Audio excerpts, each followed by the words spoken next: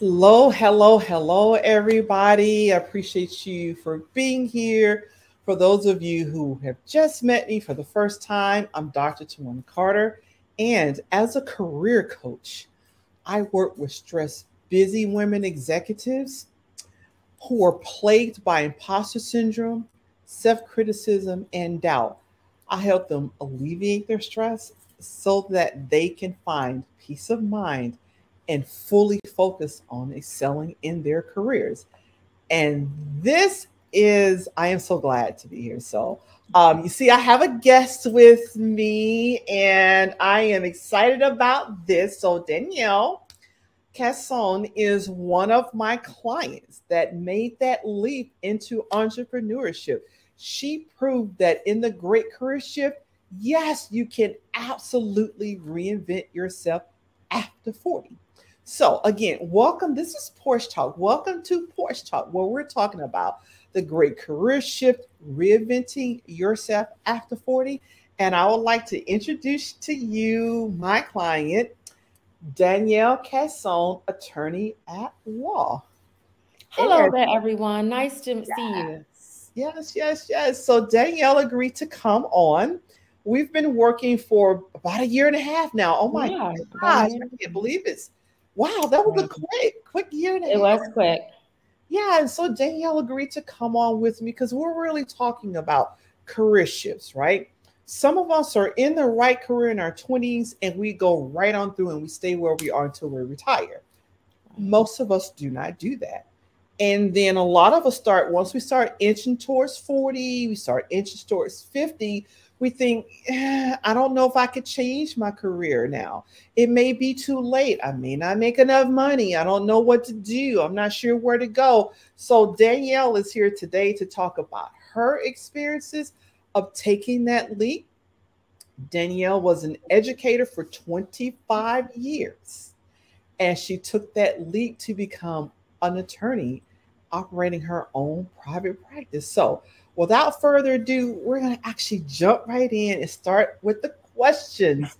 And if you have questions or comments, be sure to drop those in the chats. Okay. So, Danielle, first question: what inspired you to start your own law practice and how did you get started? Well, first, Doc, I want to say I'm just excited to be here, excited to share with others my knowledge. As you stated, although Doc, you said 25 years, 20 years as an educator, but so I'm a teacher at heart, right? So what molded me into this direction was my mother passed away and she died from dementia. And she had an illustrious career and she retired, let's say, at 67. And by 75, she passed away. So when she passed away, I looked at, wow, life is not promised to us. And up until that point, I've been teaching. I love the art of teaching, but I would often have clashes with administration. I would offer some innovative ways of doing things. They would either reject it, say it's a good idea, but reject it, or just never really listen to me. So when my mother died, coupled with the fact that I had all of these, challenges at work, I already went to law school. I love children. So a natural fit for me was to realize that time is precious. I can always get more money, can get more time. And I said to myself, if not now, when? So I decided to make that leap, which is a natural leap into family law. Yes. So Danielle mentioned kids. And I know you guys are looking at her thinking she's about 25, 35 years old. So we're not talking age here, but I think it's absolutely wonderful that she took advantage of going into private practice to have more time for her family. So tell everybody how old your youngest one is.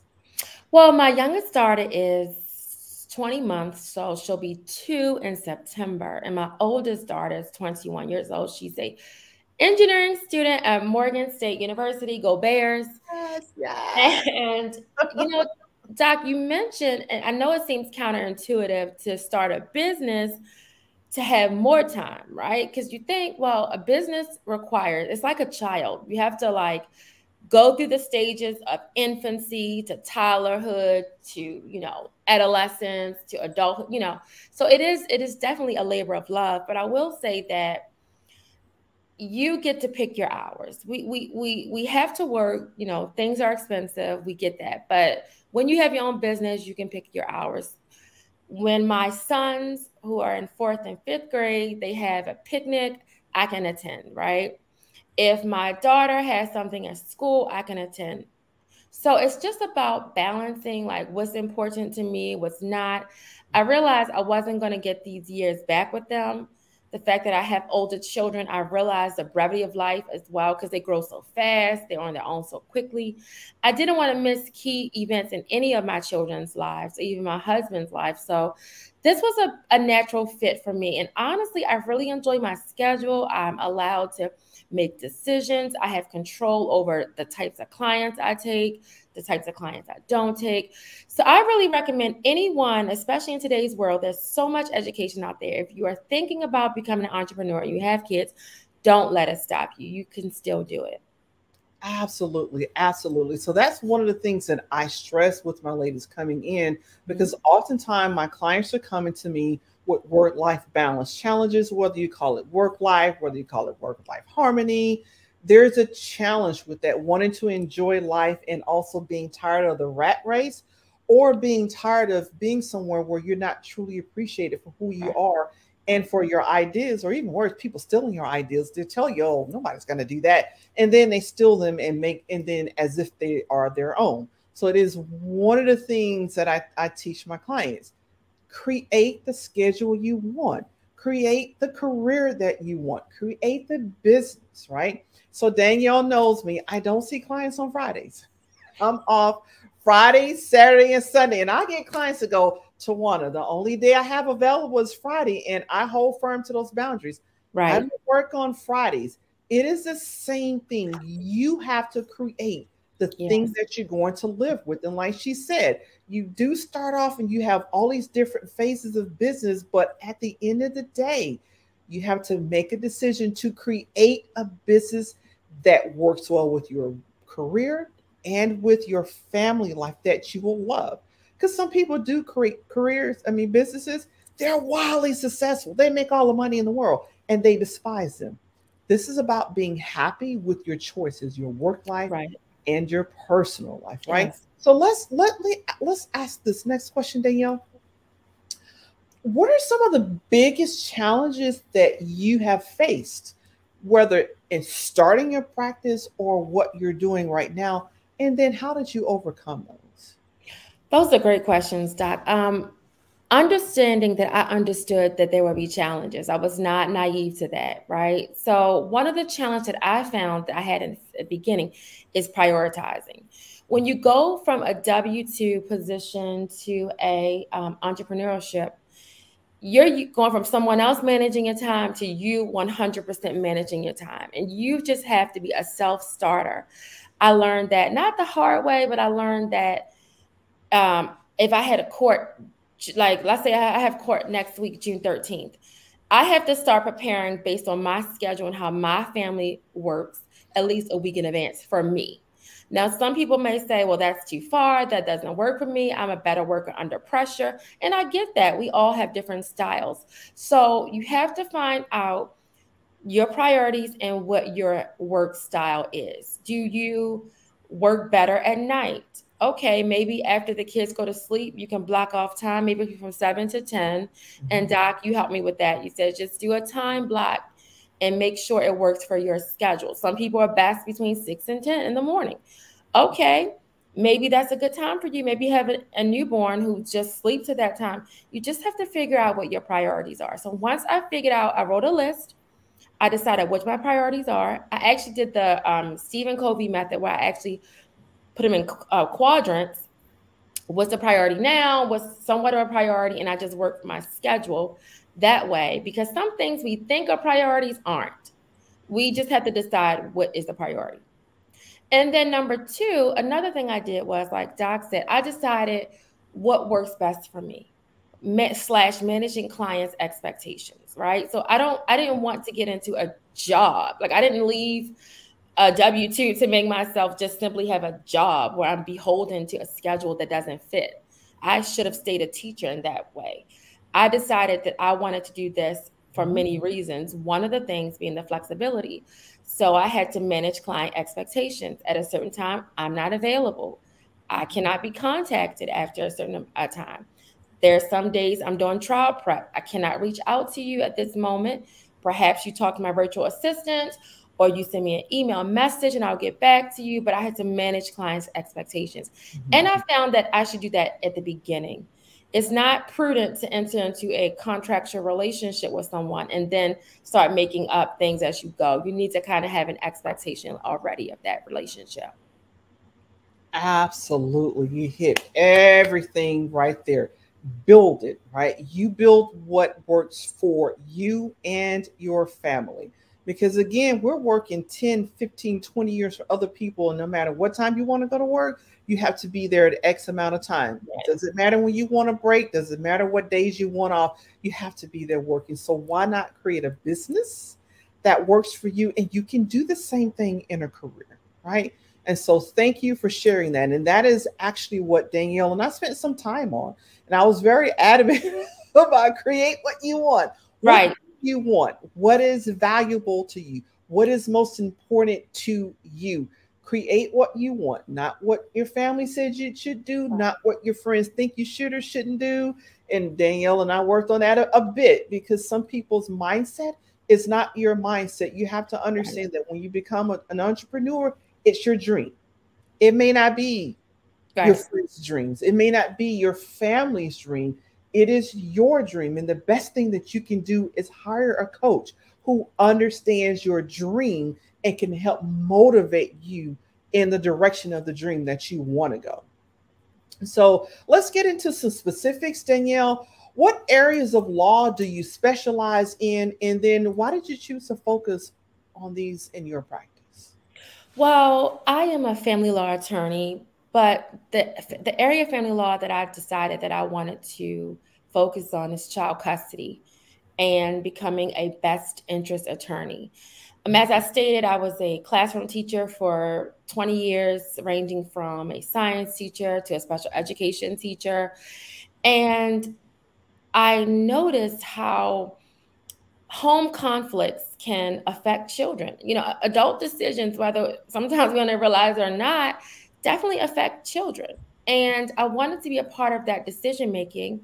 I wanted to guide families in a direction that is best for the child, because oftentimes when we look at adult-child relationships as it relates to parenting, decisions are made based on what the parents want, the parents' schedule. And I mean, I get it. I have several children, but at the end of the day, the child's best interest is what the court is going, or we all should be concerned about. So it was just a natural fit for me because I love children. I love to see them flourish. I love to build a foundation because, you know, it is said that we only need, even if someone has a horrible upbringing, it can take one person to really change that person's life. So, yes, you know, that's why I like it. That is it. And so Danielle is skipping over all the, you know, the portion that we worked on, right? But it is important because when you, with Danielle's 20 years of experience, there were several different ways that she could have gone when she set up this business. And I really coached her and encouraged her to do the thing that pulls at her heartstring, that serves her passion, because you can go after the money. I mean, some people do that and that's fine, but is that going to serve to keep you motivated in the long run?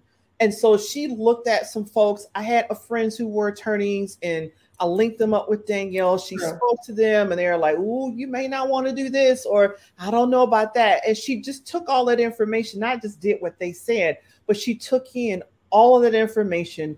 And we really worked on what her values were and what she wanted. And she, you know, consolidated all of that information to build a practice that suits her, that she looks forward to getting up, going to in the morning, right? And like she said, she has school kids. And what she wanted to do was be there for her kids, get them off to school, pick them up, but still have time for her practice and also time for herself. Those are all important pieces, things to look at when you are building a business. Would you say that's right? That is correct, Doc. And I wanted to give you a shout out or a plug, if you will, because there were some areas that I struggled with. Number one was the area where I felt like because I was teaching so long that the skills that I had that I needed for lawyering were mutually exclusive between teaching and lawyering. And you're like, that's ridiculous. Why aren't they translatable? Who says you're starting at zero? Because I'd be like, I'm starting at ground zero. You're like, but you're not. You've had all this experience that you can translate into something else. So I really appreciated how you molded me in that way. And another way you molded me was I'm like, well, I like family law. I don't like divorce as much because it's destructive. And you were like, well, if you want to take a few divorce cases once in a while, take them, but you don't have to. You use the Starbucks analogy. Like Starbucks is known for coffee, but do they sell brownies? I'm like, yes, my kids love the chocolate chip cookies. They sell other things, but they are known for their coffee. So that analogy really resonated with me. Absolutely. Again, it is about, because oftentimes we spend so much of our adult lives working jobs, and in our 20s is cool. We're trying to find ourselves, right, and get your feet grounded, start building. But it's somewhere near to 30 and start going, we're like, I don't really want to be here doing this with these people. But you're like, I have a mortgage, I have kids, right, I have, retirement plans, I have to work. But who says you have to work where you're not happy with working? And that really is why a lot of my clients, actually over 75% of my clients, even though they come to me either for promotion or just shift industries or just get another job in their career field, 75% end up becoming entrepreneurs because you can do both. Danielle is one who was afforded the opportunity. She came at me in the right time because she's like, should I go back from maternity leave into teaching, or should I do private practice? I was like, yeah, let's do private practice. And she was like, well, Doc, I don't know. What if this? What if that? And some people are like, are you sure you want to do that? Is that the best thing you should do? And I was like, what do you think? What serves you? What serves you? And another thing with the pricing, that was another, I don't know if you're going to get to that, but like sometimes, like I would like in some ways with that imposter syndrome, I guess, undervalue what I should charge. And you were like, Danielle, listen, your clients are your clients. It's nothing you can say to, if someone's going to be your client that you can help, that person's going to be your client. Don't stay in their pockets. You can't say what they can and cannot afford. I'm like, okay, you're right with that. Yes, absolutely. Because sometimes we go in thinking, well, nobody's going to pay me this much, or I don't know if I'm worth that much. And that's why I hit clients with value. It is about helping women understand their value, because for Black women, oftentimes we've been socialized that you get a job and you got to work 2 to 3 times as hard to be thought of as doing your job. So I was socialized like that, not a knock on it. But that also means that when you get your job, you're doing the work of 2 to 3 people already, but you're only paid once. Right. And so you toss all that value to your employer and let your employer have it. And so when it's time to get that next position, you're like, well, I don't know if I want to work another 3 to 4 times as hard and I'm not going to get paid. I was like, no, understand your value. You already had it. I know they're working 4 times, doing 4 times the work, but they're only getting paid once. So we take that value, when you shift it into private practice, it's a whole different ball game, right? And so Danielle had, the same question that many women have of fear. What if I don't make enough money to replace the salary that I had? That's Danielle, tell everybody how long it took you to match and surpass your teaching salary. It took me 2 to 3 months. It didn't take long for me to surpass it. And if you look at like the time spent, it really probably is even more, because teaching is a 35-hour-a-week job on paper. Of course, that doesn't count, me taking work home or, meeting with parents on the phone or, that kind of stuff. It doesn't like take into consideration like those other types of things I was doing. But the flexibility and, the amount of time I'm able to put into other things, other passions, not just my children, my other passions. Like I would love to own a bed and breakfast. So, you know, I like real estate. So it's just, it just frees me up. I'm not as tired. And it frees me up to do other things in this life because you only get this one life. Like you just get this one life. You don't get a do-over. It's not a practice. This is not a drill. This is your life. So Love you it. just have to make the decisions for your life. Yes, absolutely. Yes. And typically, when I work with my ladies that I coach, this is the biggest piece of it. That biggest, what if nobody comes? What if I don't Right. get clients? What if they don't pay me enough? And I was like, well, don't take the client. If the client's not paying you enough, then you don't take the client. It's just, And that at first, you know, you're not kind of, I'm not going to say struggle, but I struggle with that because that was something we had to like really go back over. Cause I'm like, well, I understand it's easy for you to say, Doc, you're over there, you're paid. Like I'm, you know, I'm sitting here like, oh my goodness, suppose they don't pay. I have to, you know, I have responsibilities. But you're like, you know, you just have to know your word. At some point, you're going to pay some way, right? If you take a client who's not willing to pay, then and you just take them, either you're going to do more work than you wanted to do, either it's going to not be a good relationship. They may leave a bad review because you're not motivated, you become resentful. So why put yourself in that position? exactly. That's such a cornerstone piece of what I help Right. women with. Because now, and granted, I own two businesses and I am a therapist in my other business. And so I do a really great job of assessment. But I told Danielle, you're an attorney. You also do a great job at assessment. And so once you do your assessment, if you don't want to work with someone, get some resources and have some folks you can refer them to. You don't have to see everybody. Right. And then I also Right. tell her, like, I've seen people for 2 years and didn't charge. I've seen clients for 2 years, Right. didn't charge. So if you want to do pro bono and that's your way of giving back, you decide that. But we tend to, I teach my clients to reverse engineer. How much money do you need to make?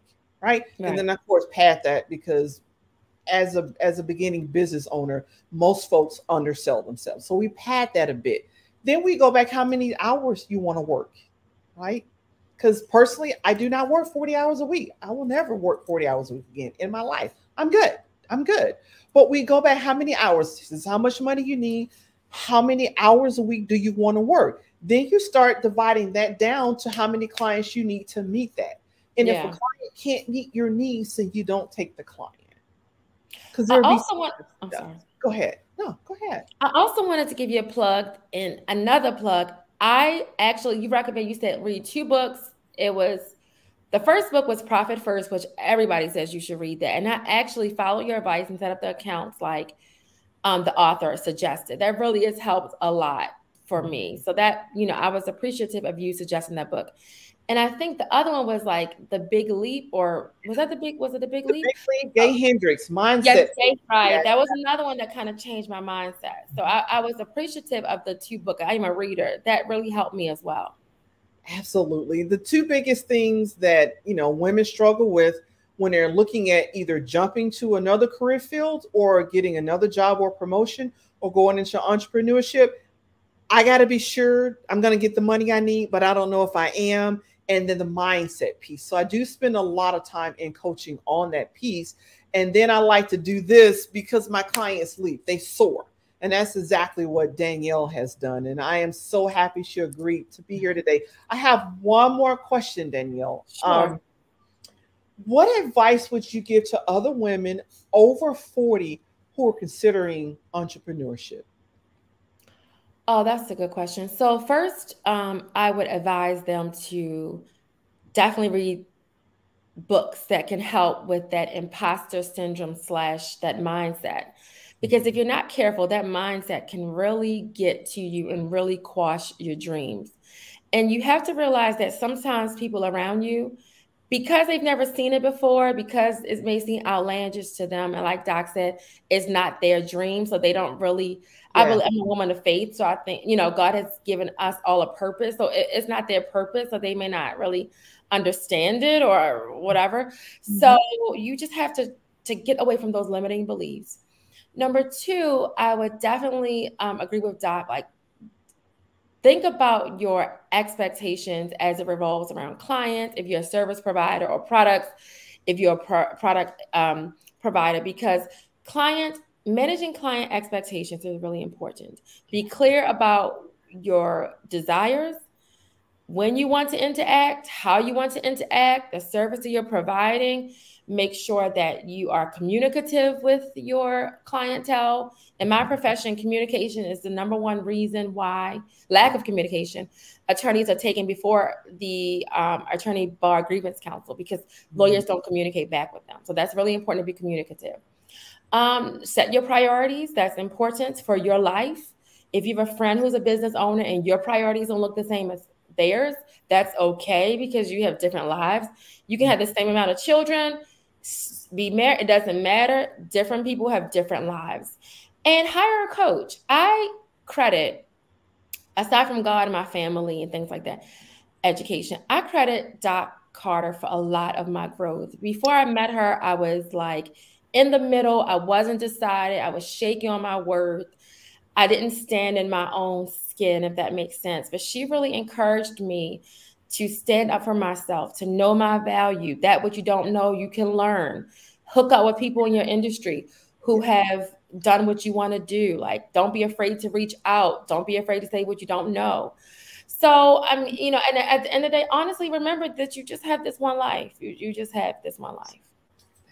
That is it. So again, Danielle, I want to say, this is Danielle Kaysen, and I want to say thank you for coming. She is one of my clients in my VIP Career Confidence Program. It's a 6-month coaching program. So for those of you wanting to go into entrepreneurship, I take about 4 clients a year. And because I work with them pretty much the whole year, and it's about quality work and not about quantity. That's why I only do 4, right? Danielle's group is for those of you who are looking for an attorney. So Danielle's group is the Kaysen Legal Group. And I want to be sure I get this right. She is located in Prince George's County, Maryland, as well as in Baltimore City. Is that right? Baltimore City? That's correct. I practice in Prince George's County, Baltimore City, Baltimore County, and Harford County. And Harford County. Absolutely. So if you know or you're looking for an attorney, or you know someone else who's looking, be sure to give Danielle a holler. Danielle did listen to her coach, so she is in fact on LinkedIn. I did. With a fly LinkedIn page, I might add. Thank you.